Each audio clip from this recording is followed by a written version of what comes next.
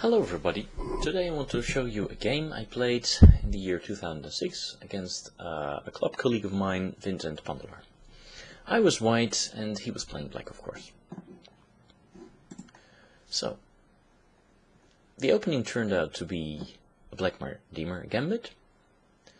I think I've played this opening for about 8 times in my chess career and I think I've won about 7 times. Usually black players don't really know how to react to this. I suppose that c6 on the 5th move is the best theoretical reaction, but Vincent chose to play bishop g4. However, this gives white some chances in chasing the bishop. Now 95 is a very important moment. In playing 95, I attack the bishop, and I also want to chase the bishop by means of h4 and h5. And if then black tries to make space for his bishop by means of h6 or h5, I can take on g6, and after the necessary recapture f takes g6, black will have some serious white square weaknesses on the king side. So that's one of the positional threats that white has. c6 was played, and I continued with my plan of h4. Now Vincent made a mistake. He played knight e4. It would have been better to play either e6 or knight b7, which are the more theoretical recommendations. After knight e4, however, I could have won the game immediately in playing the interesting, or maybe logical, h5, but I thought that after knight c3 black would get away.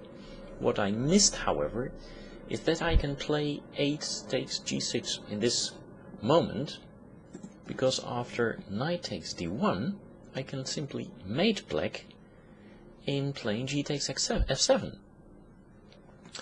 So after h takes g6, black would have to play something like queen d5, and I would check on f7, king d8, but then after queen f3, protecting my rook on h1 and attacking the knight on c3, I would be winning.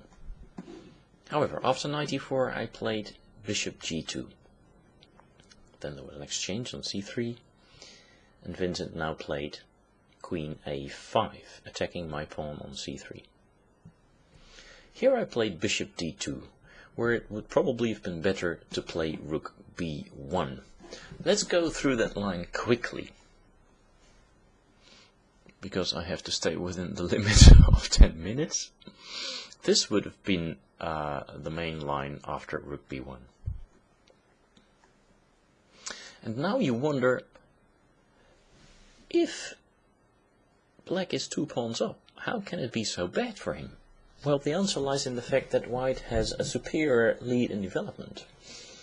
He is attacking now the knight on b8, with both bishop on f4 and rook on b7, and it's only protected once. Furthermore, the pawn on c6 is weak, and last but not least, the pieces on the black king side are not playing. So it doesn't really matter that black is 2 pawns up. In this line he would simply lose after the next series of moves. Now double discovered attack on the rook, and after rook c8, bishop b7 decides matters. However, after queen a5, I didn't see all these consequences of rook b1, and I played bishop d2, protecting my pawn on c3. And now Vincent played queen a4. It would probably have been better to play f6 and go for the exchange on the g6 square, because even though now black has the aforementioned white squared weaknesses on his king side, he has also managed to exchange white's most important attacking piece, the knight, on e5. So in this case, the position would have been unclear. However, Vincent played queen a4, and now I seized my opportunity in playing queen b1. And the idea of that is, of course, to take on b7, but also, as we can see in the next move, to go to b3.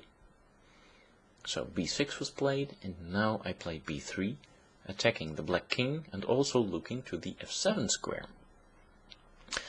The toughest defense would have been queen takes b3, c takes b3, and now again it's the huge lead in development that leads white with a winning position, even though momentarily he's a pawn down.